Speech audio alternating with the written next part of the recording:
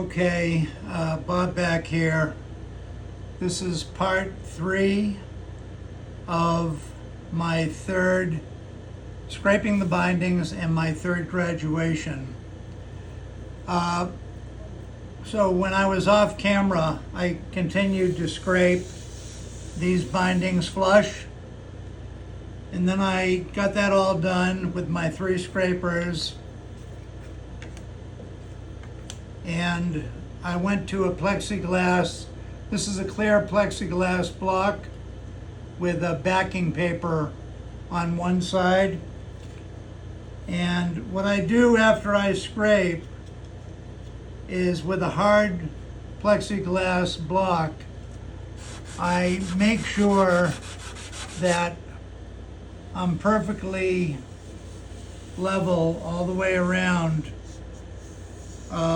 I should say flush with the bindings, the purflings, and the top. Everything has to be perfectly blended, flat. And I'm not tilting my sanding block this way. It's hard and it's flat. And I'm just making sure that the spruce top and the purflings and the bindings are all on the same flat plane. I cannot do that with a softer felt block. This is softer. I'm going to use this to sand the top eventually. But right now, I am using a hard block to make sure that the spruce and the black white purflings and the bindings are all on the same plane. Now, this sandpaper will get clogged from the shellac. So every once in a while, I need to flick the clog off the paper. I'm doing it out of frame right now, because you don't want, somewhere I have a knife here, you don't want the paper to get clogged. It'll leave lines. Okay, so I just flicked it off, and it's actually about dusting off the top.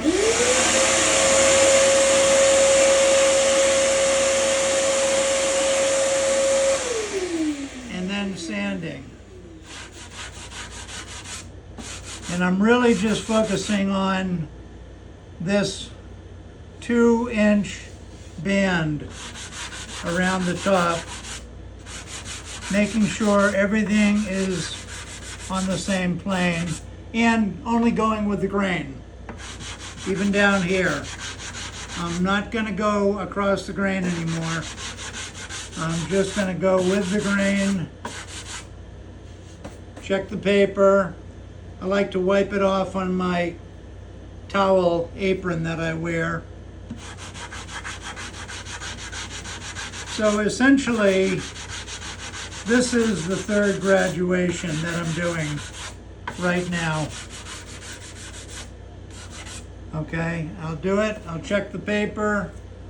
If I see any clogs on the paper, I'll flick them off with an X-Acto knife, kind of a dull one that I have a couple of X-Acto knives. One of them I keep sharp, and the other I don't worry about as much. You can see this is a hard plexiglass block, and I'm going with the grain only. Okay? Checking the paper for any clogs. If I see a clog, I flick it off.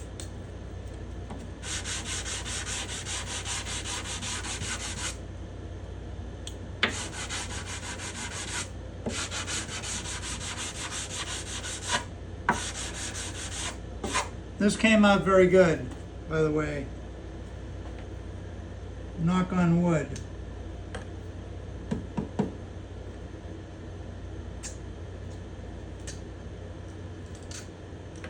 Okay, You get the idea.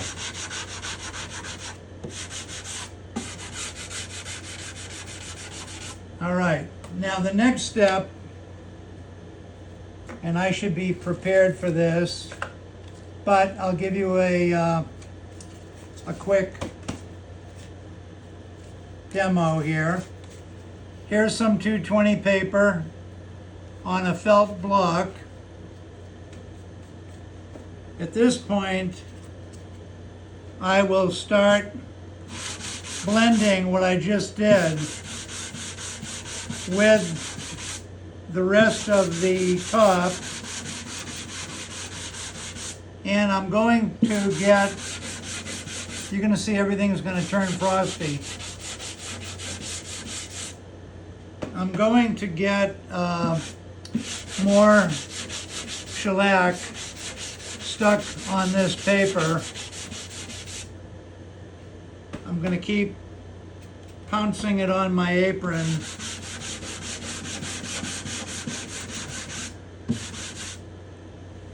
And little by little, I will sand this shellac right off the top until there's no shellac left. You can see what happens to the paper. Okay, it turns white and it gets some clogs on it. And if you rub hard with these clogs, you will essentially scratch the top. So you have to go lightly here. The idea is to get rid of the shellac.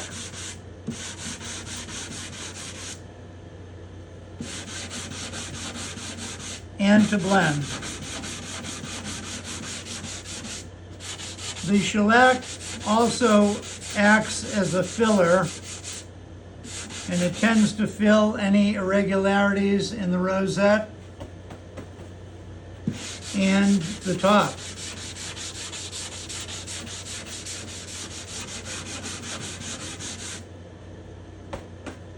I'm using the same piece here, trying to remove shellac, only going with the grain, and it's a cedar block with a 1/2-inch piece of felt glued on.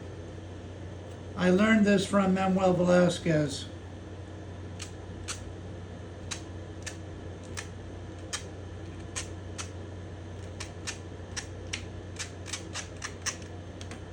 Okay, I'm going to give a quick vacuum.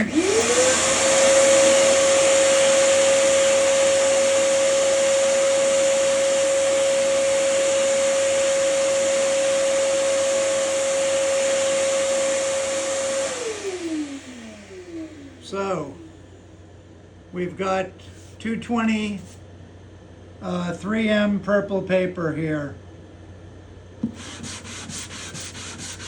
with the grain, lightly. We're not going real hard yet. And I say yet, we're never going to go real hard, but we're going to go a little bit harder after the shellac is removed. I'm off to the side cleaning the sandpaper here. It still has some cut on it, so it's not useless yet.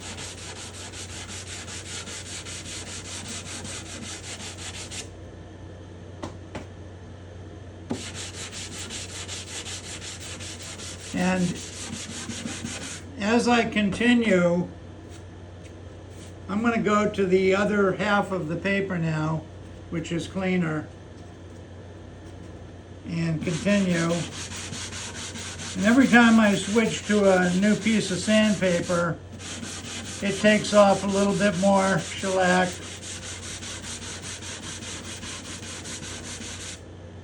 You can see it's really finish that's coming off. Not much sawdust, not much wood dust, I should say. I'll clean it a little bit. And it's 5 o'clock on Tuesday, the 25th of August. So as far as I'm concerned, it's about quitting time. In my old days, in my younger days, I should say, I'd work till 6 or 7 at night. My wife was a nurse, and she didn't get home usually until 7:30, 8 o'clock. So I would just keep working. Okay, cleaning off the paper. Let me give it a vacuum.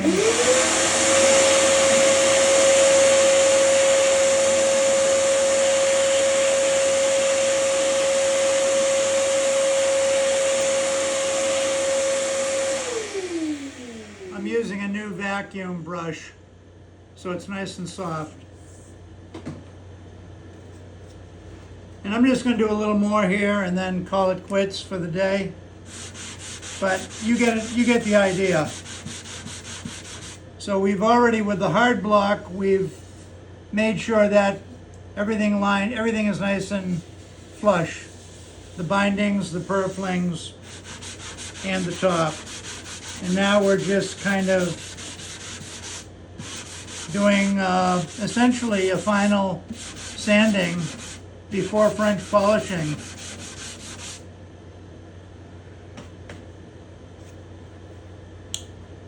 And I'm not going to get this done in this session.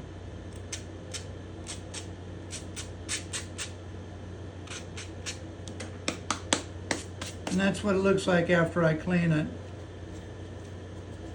I'll just do a little bit more before I call it a day.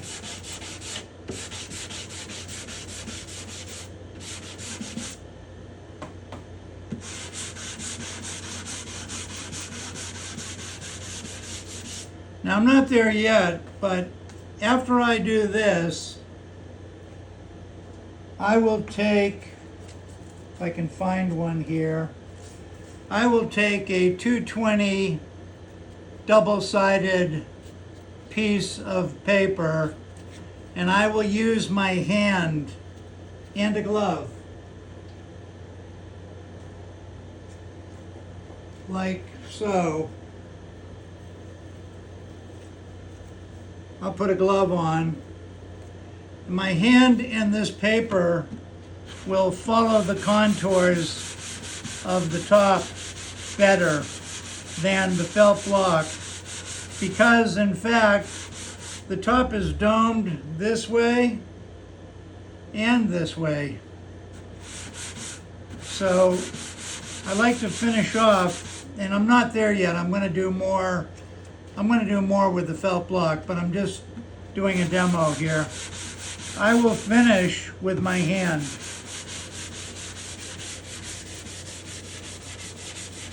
Like so. And when I am finished, you won't see any finish here. It'll be all back down to the wood or very close to the wood. There might be a tiny bit of finish on, but not much. You can see the shellac gets clogged on the paper, and sometimes I have to take the razor knife and flick off some of those little pieces. Okay? This is all done by hand, and I'm going lightly.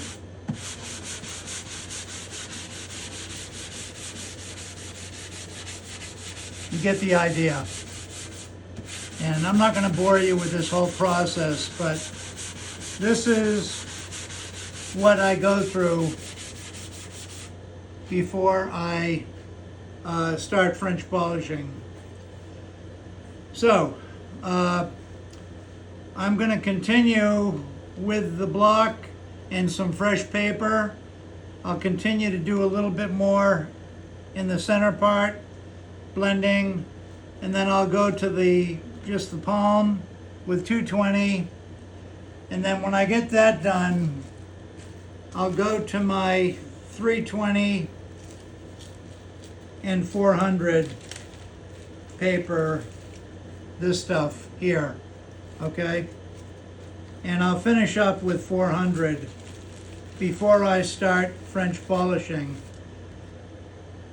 And I'm not going to talk about French polishing yet because we're not there, but I will show you what I do when I get there. Of course, I will mask off the bridge area again, and I'll mask off where the fingerboard goes again when I start to French polish, okay? And I will always polish, I will coat the bindings and the purflings with shellac and the rosette before I start polishing. I don't want any of this color to bleed into the top.